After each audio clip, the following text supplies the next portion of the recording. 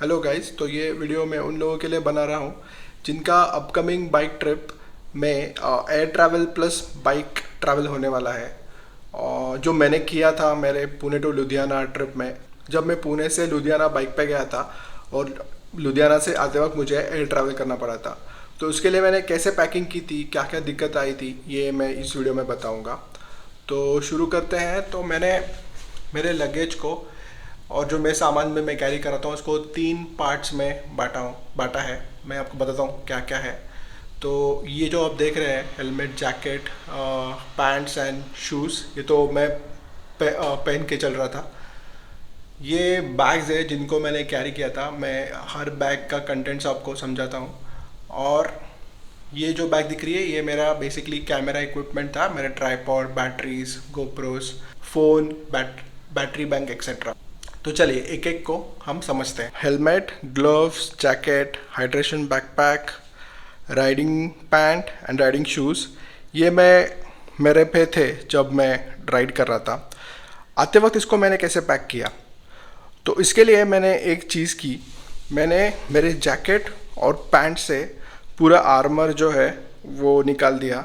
ये तो बहुत इजी होता है, वॉश करते वक्त हमको हमेशा आर्मर निकल के ही वॉश करना होता है। तो वो चीज़ मैंने पहले की।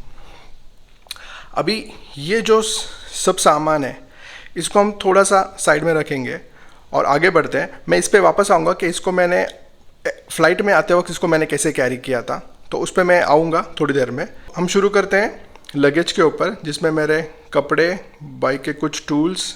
तो मैंने 2 डफल बैग लिए थे और ये मेरे 2 वाइटर ऑफ पॉट्स बैग है जिसमें मैंने पूरा सामान डाल के पुणे से लुधियाना राइड किया था।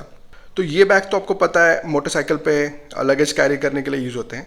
ये 2 बैग्स, ये वाली बैग और ये वाली बैग, मैंने इसके लिए चुनी थी क्योंकि फ़्लाइट में आते वक्त मेरा कुछ सामान चेक इन में जाने वाला था और कुछ मैं केबिन में लेके जाने वाला था। तो उसके लिए ये बैग्स मुझे कैरी करना ज़रूरी था।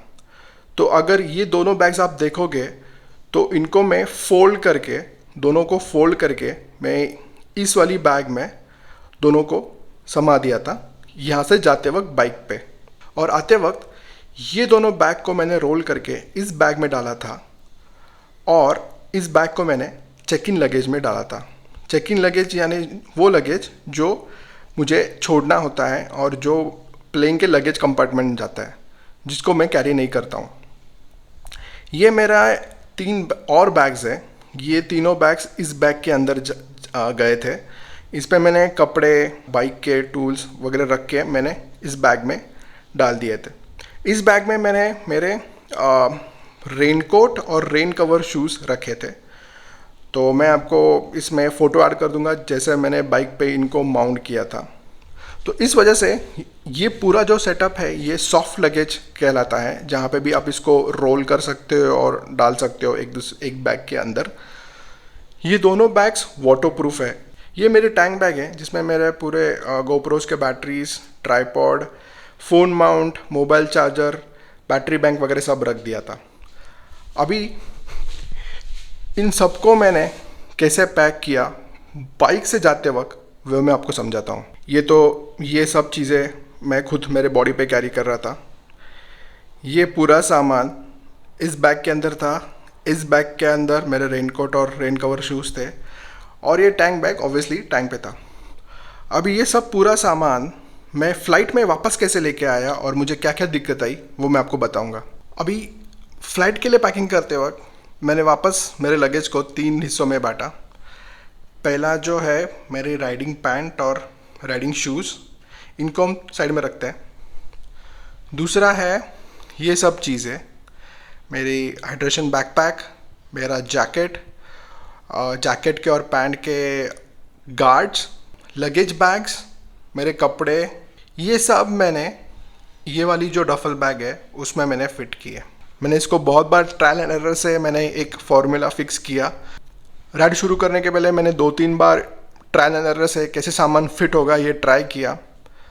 तो ये बैग जाएगी चेक इन लगेज में और मैं सजेस्ट करूँगा कि आपका जो भी जैकेट और पैंट का आर्मर है ये आप इस बैग में ऐसे फिट कीजिए जैसे अगर ये बैग गिरती है या इसके ऊपर कुछ और सामान गिरता है, अंदर की जो चीज़ें हैं उनको नुकसान ना हो। तो हो सके तो आप जो जैकेट का और पैंट का आर्मर है इसको आप बैग के ऊपर या बगल में अंदर से अरेंज कीजिए, जिससे अंदर का सामान सेफ रहे। इस बैग में गया था मेरा हेलमेट और मेरी ये टैंक बैग, जिसमें मेरे कैमरा, मेरे बैटरीज और एक्सेट्रा इलेक्ट्रॉनिक्स आइटम थे। तो हेलमेट को बैग में रखने से पहले मैंने उसको ऐसी एक हेलमेट बैग के अंदर डाल दिया था और फिर उसको मैंने बैग में रखा था, जिससे उस पर स्क्रैचेस ना आए। और हेलमेट के अंदर जगह हो थी तो उसको मैंने यूटिलाइज़ किया। उसके लिए मैंने और एक हेलमेट बैग लिया जो सॉफ्ट मटेरियल का होता है, और इसके अंदर मैंने कुछ चीज़ें रख के उसको हेलमेट के अंदर मैंने डाल दिया था, जिससे स्पेस यूटिलाइजेशन सही हो। उसमें एक चीज़ थी ये मेरा मोबाइल माउंट, जो मैंने अंदर रख दिया था इस बैग में डाल के। इस मोबाइल माउंट की वजह से मुझे थोड़ी सी दिक्कत हुई थी स्कैनिंग के टाइम पे, जो मैं आपको बताऊंगा। अभी आते हैं इन दोनों चीज़ों के पास।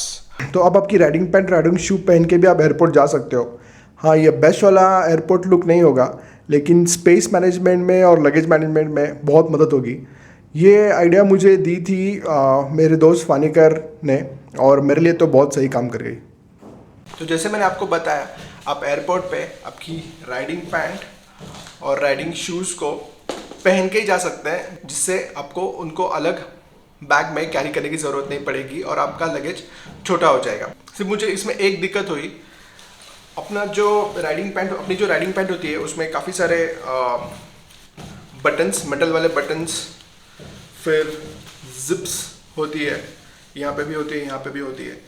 तो जब आपको स्कैन करते हैं वहाँ पे, जब आप खड़े होते हो, आपको हाथ लंबा करना बोलते हैं और आपको स्कैन करते हैं, तो ये वाले जिप्स हमेशा क्योंकि ये मेटल है तो वो डिटेक्ट हो जाते हैं और आपको थोड़ी सी जो गार्ड्स है वो आपको थोड़े से अलग नज़र से दिखते हैं कि बॉस क्या है ये, किस चीज़ का आवाज़ आ रहा है। तो वो आपको ध्यान रखना है, उनको बताना है कि भाई ये मेरी राइडिंग पैंट है और मैं ट्रिप से आ रहा हूँ, तो और ये सब उसको लगा हुआ है बस। और एक टिप मैं आपको देना चाहूँगा, जैसे राइडिंग पैंट में जिप्स होते हैं, वैसे ही हमारे राइडिंग शू में भी जिप्स होते हैं। तो अगर ये शू आप पहन के जाते हो स्कैनिंग को, तो वो 100% आपको बोलेंगे कि आप वापस जाओ, शूज़ को निकालो, उसको अलग ट्रे में रखो और स्कैन करवाओ। तो मेरा प्रो टिप ये है कि वो बताने से पहले ही आप अपने शूज़ को निकाल के एक अलग ट्रे में स्कैन करने के लिए भेज दीजिए और निश्चिंत होके सिक्योरिटी स्कैन कर लीजिए। इसके अलावा मैं आपको सजेस्ट करूंगा कि आप आपके बोर्डिंग टाइम से करीब 1.5 या 2 घंटे पहले पहुंच जाइए एयरपोर्ट पे, जिससे आपको स्कैनिंग के टाइम पे कोई दिक्कत होती है तो आपके पास सफिशिएंट टाइम है उसको टैकल करने के लिए। इसके अलावा आपके बैटरी बैंक, गोप्रो के बैटरीज, कैमरा के बैटरीज, ये आप आपके केबिन बैगेज में कैरी कर सकते हो, उसमें कोई दिक्कत नहीं होती है। इनफैक्ट मैं ये भी कैरी कर रहा था, ये मेरा रैम माउंट है। तो इसमें एक दिक्कत हो गई थी मुझे स्कैनिंग के टाइम पे, क्योंकि ये जब बैग के अंदर था, हेलमेट के अंदर, जैसे मैंने आपको पहले बताया था, तो ये अजीब तरीके से दिख रहा था, कोई मेटल चीज़ है, उनको समझ में नहीं आ रही थी ये क्या है। तो कोई नहीं, मैंने उनको बैग ओपन करके दिखाया, उनको समझाया ये मेरा मोबाइल माउंट है, मैं बाई ट्रिप से आया हूँ तो इसके लिए मुझे ये लग रहा था और मैंने इसको ऊपर रख दिया था। तो उन्होंने वो समझ ली बात और उन्होंने मुझे जाने दिया। इसके लिए मैं कह रहा था कि आप कम से कम 1.5 या 2 घंटे पहले आप पहुंच जाइए एयरपोर्ट पे, तो अगर स्कैनिंग में आपको कोई दिक्कत आती हो तो आप उसको टैकल कर सकते हो। ओके गाइस, आई होप ये वीडियो आपके काम आएगा। अगर आपको ये वीडियो पसंद आया हो, अगर आपको लगता है किसी को ये वीडियो यूज़फुल होगा, तो प्लीज़ उनके साथ ये शेयर कीजिए। मुझे कमेंट्स में बताएं आपका एक्सपीरियंस कैसा था फ्लाइट में ट्रैवल करते हो अपने पूरे मोटरसाइकिल लगेज के साथ। ऐसे कोई चीज़ें जो मैंने मिस की है या मुझे पता होनी चाहिए, ये आप कमेंट सेक्शन में डाल सकते हो। और मैं जनरली ये बात कहता नहीं हूँ, बट अगर आपको वीडियो ये सच में यूज़फुल लगा हो, अच्छा लगा हो, तो इसको आप लाइक कीजिए, जिससे ये और लोगों के पास पहुँचे और इन्फॉर्मेशन और लोगों को मिले। और अगर आपको जनरली मेरे बाइक वीडियोस या राइडिंग वीडियोस पसंद आते हैं तो श्योरली सब्सक्राइब कीजिए। मिलते हैं नेक्स्ट वीडियो पे। Thank you so much.